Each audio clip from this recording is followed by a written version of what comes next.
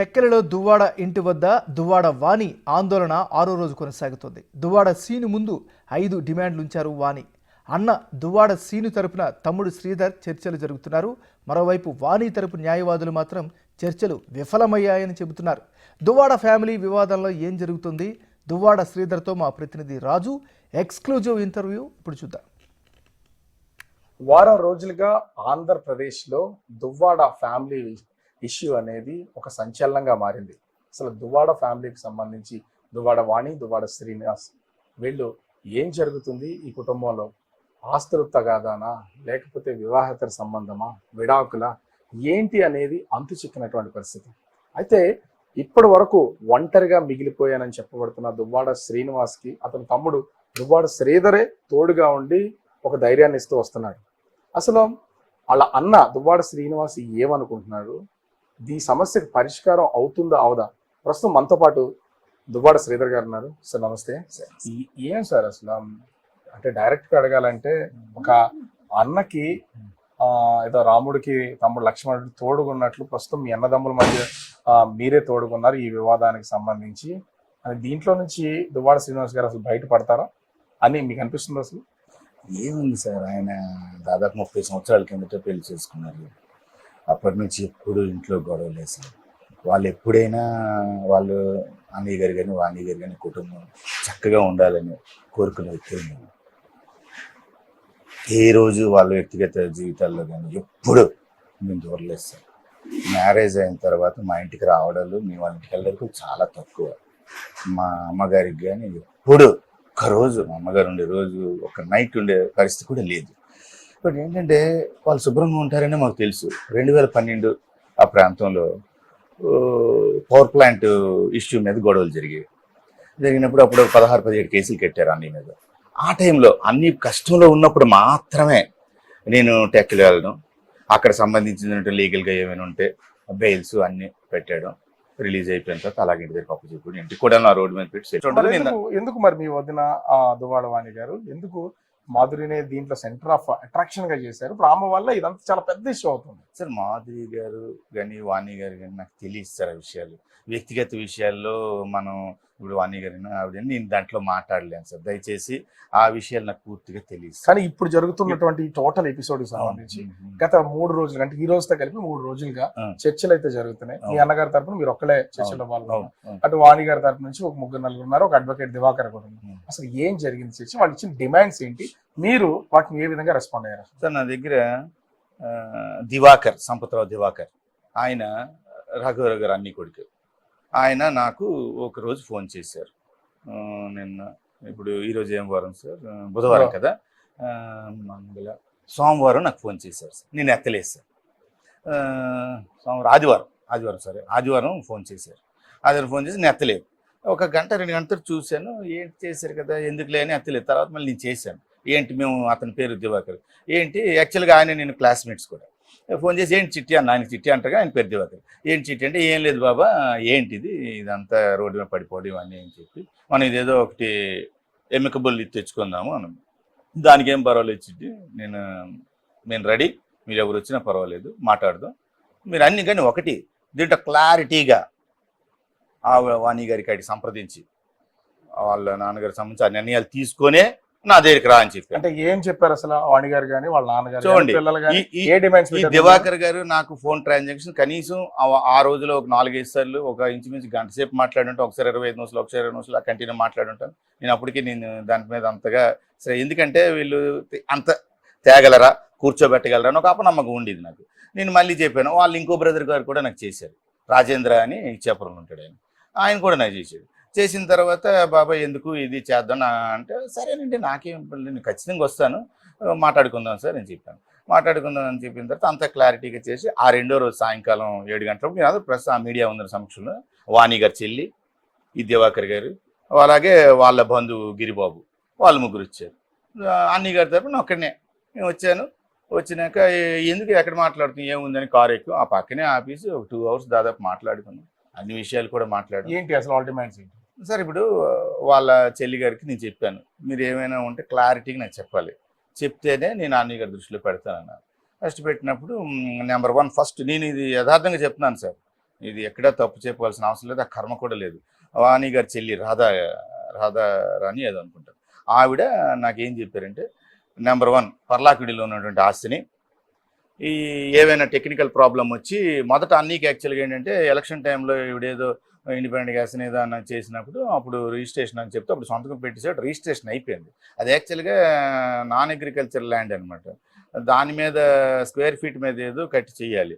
వీళ్ళు నాకు తెలిసి, నాకు దాని మీద అంత నాలెడ్జ్ లేదు, ఓల్డ్ దీని మీద చేసినట్టున్నారు. దాని మీద ఒరిస్సా కన్సర్న్ SRO అది రద్దుపరిచినారట. అది మరి ఇప్పుడు ఏంటంటే దానికి టెక్నికల్ ప్రాబ్లమ్స్, మళ్ళీ దానికి స్టాంప్ డ్యూటీ అది పెరుగుతుంది అనుకుంటాను, మళ్ళీ ఫ్రెష్ డాక్యుమెంట్ చేసి రిజిస్ట్రేషన్ చేయాలి. నాకు అంత దాని మీద లేదు, అది ఎలాగుంటారుగా, అది ఆవిడ అంటున్నారు కదా చేస్తాం అంటున్నారు అని ఏదో అన్నారు కదా. దానికి అన్ని గారికి కూడా మీరు అడగండి, చెప్తారు. ఆయన చేశారు కదా, ఏ రోజు చేశారు చెప్పారు, ఆ డేట్తో సహా చెప్తారు. అబద్ధం ఉండదు కదా, అది ఎందుకు క్యాన్సిల్ అయిందో కూడా ఉంటుంది కదా, అది ఎందుకు చెప్తాను సార్. వాళ్ళు అడిగారు, ఫస్ట్ డిమాండ్ అది ఓకే. రెండోది వెంకటేశ్వర కాలనీలో ఇప్పుడు అన్నీకి ఆ రోజు ఇప్పుడు అది ఇంచుమించు చాలా అద్భుతంగా కట్టారు. ఇంచుమించు అది ఎలా కన్స్ట్రక్షన్ చేసి చాలా కాస్ట్లీ ఇల్లు, చాలా టెక్లో ఉండదు, అంత మంచి ఇల్లు, అంత మంచి అద్భుతం కట్టిన ఇల్లు మీరు వెళ్తే తెలుస్తుంది.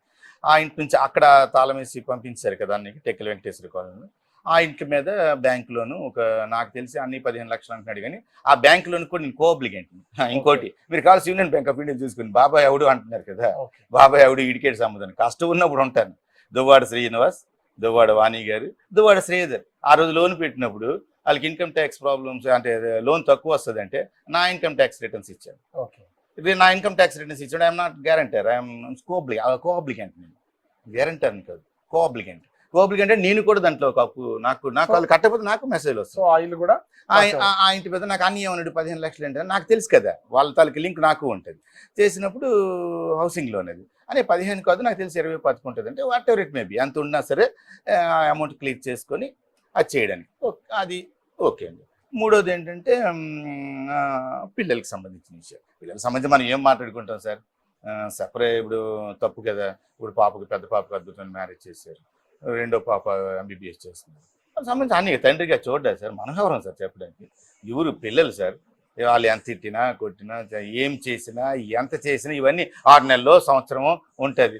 ఆ తర్వాత ఆటోమేటిక్గా ఇప్పుడు ఈ 2 ఏళ్ళ గ్యాప్లోనే వాళ్ళు జాగ్రత్తగా మంచిగా చేసుకుంటే ఇప్పుడు ఏమీ ఉండదు. మరి ఇది ముదిరే వరకు తెచ్చి చేసిన తర్వాత ఒక అభద్రతా భావం, ఇవన్నీ ఏంటిది మన కొద్దిగా ఏముంది నేను అన్ని చూసుకుంటున్నాను కదా అనే అంత ఉద్దేశంతోనే, కానీ వాటికి అన్నిటికి కూడా వాళ్ళు అడిగేదానికన్నా ఎక్కువగా అన్ని ఒప్పుకుంది మీడియా సమక్షంలోనే. 3వ పాయింట్ అది పెట్టారు. 4వ పాయింట్ ఏంటంటే, నేను చిట్టికి నేను ఆ దివాకరన్ ఆయనకి ఫోన్ చేసినప్పుడు ఒకటి చెప్పాను, చూడు చిట్టి మీరు కోరినవన్నీ చేసేయాలి అంటే జరిగే పని కాదు, నువ్వే అడ్వకేట్ తెలుసు. ఒక ఇలాంటి కేసుల్లో ఎలా జరుగుతుంది, ఏం సెటిల్మెంట్లు అవుతుంది భారతదేశం మన అందరికీ తెలుసు. కానీ ఇది ఒక ప్రత్యేకమైన కేసు, ఇలా చేస్తున్నారు కాబట్టి ఇది ధర్మబద్ధంగా ఉండాలి. 90% అటు న్యాయం జరిగినా ఒక 10% అయినా మనం ఇటు పక్క ఆయనకి ఉండాల్సిన పరిస్థితి ఉంటుంది. కాబట్టి ఇంత డీటెయిల్గా చెప్పకుండా అంచనా అలా కాదులే బాబు, సెటిల్మెంట్ అన్నప్పుడు అటు ఇటు ఉంటుంది కదా, మ్యాక్సిమం చేయగలిగిస్తాను, మిగతా తెలుగు ఉంటుంది. దీంట్లో మెయిన్ ఆవిడ మేడం వాణి గారు చెప్పారు కదా, ఆమె డైవర్స్ ఇచ్చి అని సాక్షాత్తు మా దేవుడి దగ్గర చెప్పారు. మాకు అప్పుడే పరుగుపోయిందండి. నేను రాజకీయంగా అవసరం అయితే అంటే నేను విడాకులు తీసుకుంటాను, ఇప్పుడు ఇంతకు ముందు కంటే ఎక్కువగా పనిచేస్తాను అని చెప్తున్నారు. అంటే ఆయన అలా చేస్తారు కాబట్టి దువ్వాడ వాణికి నేను రాజకీయంగా ఎప్పటికీ ఎదుగుదల లేదనేది ఈ ఆందోళన కారణం అనుకోవచ్చా? లేదా దువ్వాడ వాణికి కాకుండా రాజకీయ వారసత్వం, ఇప్పటికే మీ అన్న దాదాపు 60 ఏళ్ళు వచ్చినాయి, వారసత్వాన్ని తమ్ముడు శ్రీధర్కి అప్పగించవచ్చు అనే అనుమానం కలిగి దీన్ని తెర మీద తీసుకొచ్చారు అనుకోవచ్చు సార్. ఇప్పుడు యాక్చువల్గా నాకున్న టెండెన్సీకి, నాకున్న పరిస్థితికి, కష్టంలో ఉన్నప్పుడు మాత్రమే అన్నయ్య గారు కానీ వదిన గారు కానీ ఆ కుటుంబాల్లో నేను పాల్పంచుకున్నాను.